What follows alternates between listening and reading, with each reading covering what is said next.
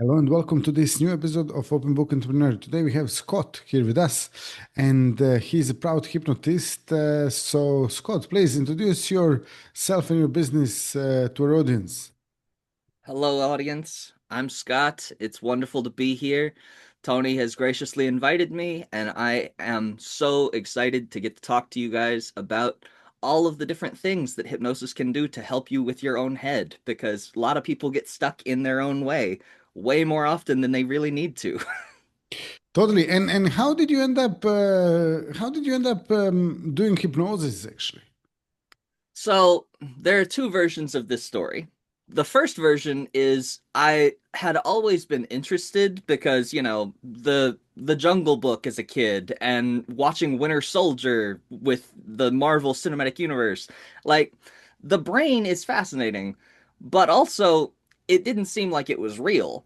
And then I saw a stage show when I was a freshman in college, and I got plenty of proof from all of that that by the end of it I was like, "Oh no, this is very real actually." Because the first thing was this great big guy must have been like 350 pounds. I mean, they brought up this great big dude, and when they put him under, he fell out of his chair. And I mean, he didn't fall like a paid actor would, where he does that pratfall or kind of catches himself. He fell and thudded. And I mean, I heard it and felt it on the third row of the bleachers. I was like, "Oh, ow. Is he okay?" I was sitting there thinking like concussion? Ugh. So that was very convincing. And the other version is I got into hypnosis because I love helping people. I love talking to people. I'm very good at storytelling, and that element of just, it's all stories, it's all a matter of perspective. And I was told very early on that I do not have the temperament that my father does. I cannot go into ministry. My dad was a pastor. He also tells stories. He does very well at it. It's a wonderful thing. But I was taught early, I probably don't have the patience to deal with that many people in that kind of setting. I'm better in a different stage. Exactly. Yeah, absolutely. And so, what are the typical sort of transformations you help people with? I have helped people with smoking, with weight loss, with body issues, with personal confidence, with public speaking, with wanting to be clean and sober, all sorts of things really. I had I had a practice when I was in college of making sure that none of my friends were having stress headaches, and we would get together and do like 3 minutes of just me talking, and they would suddenly be like, "You know what? I feel okay. Thanks. That's great." And I was like, "Cool. You get to buy lunch tomorrow." I'm like, "Okay." Kept it real Wonderful. simple. Loved it. Yeah. So you mentioned obviously smoking. You mentioned a few, number of other things. So what happens actually? Someone comes to see you. You do some hypnosis, and they stop smoking, or how that works? The real secret of it is that it's usually not about the result, it's about shifting a deeper level of their personal self. If they identify as a smoker, they will keep smoking because that's what smokers do. But if you teach them and talk to them, and I'm able to convince them and explain to them, no, no, you don't want to be a smoker. You've told me you want to be a non smoker. So let's put those three letters on it. Let's add that and say, you're a non smoker. You've always been a non smoker. You have become a non smoker. You will never be a smoker again. You're a non smoker. It becomes very easy for people to not keep smoking because they're a non smoker. Non smokers don't smoke. Makes it simple. They just vape. No, no, I'm joking. I've helped people with that too. I think that might actually be worse than smoking, but Exactly. ugh. Yeah, yeah, absolutely. No, no, I was just making a joke. But yeah, I mean, wonderful, wonderful work. You're doing that for sure. So that's really how you actually get them in, and then obviously you do the hypnosis, or what happens then? So it's the first session is usually 90 minutes. The first 30 minutes has to be getting rid of all of the misconceptions they have because they've got stuff in their brain that came from Hollywood and from movies and TV and books and stories that are just not real. That's not how hypnosis actually works. And then there's got to be some interview questions talking about what do you want? What did you come here for? What do you really want? Let's zoom in and focus on one very specific thing. And then there's an explanation of what hypnosis actually is instead. All of these basic steps to try to like make sure that we're on the same page to start with. And then there's about 10 to 15 minutes of induction, get them into the hypnotic state, get them feeling good.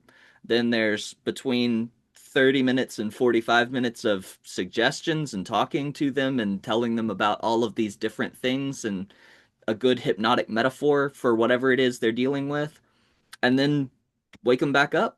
Thank you very much. Glad to have your time. Doors this way.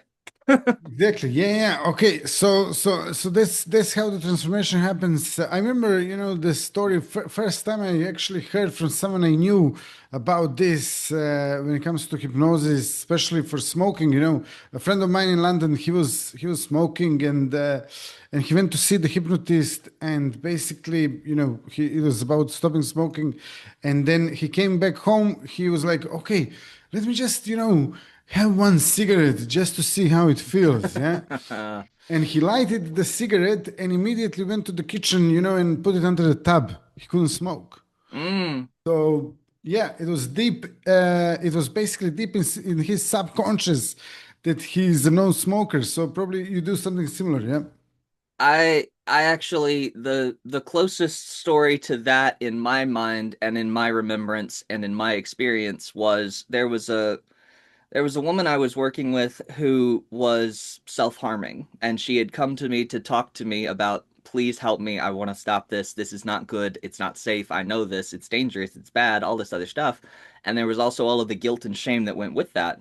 And I was like, okay, well, first, we got to get rid of that because you have to let go and you have to forgive yourself. But second, you can't keep using a knife. Like, I'm just going to make your hands not hold a knife. So for the next 3 weeks, anytime that she touched any kind of handle for a knife, she couldn't work in the kitchen at all. She had to get her partner to help her with all of the cooking for the next 3 weeks because it was just like, no, I literally can't prepare the food. I can't cut chicken because I might cut me. It's just like, nope, don't touch a knife. Don't do it. Mhm. And so her hand wouldn't hold on to it. It couldn't pick it up.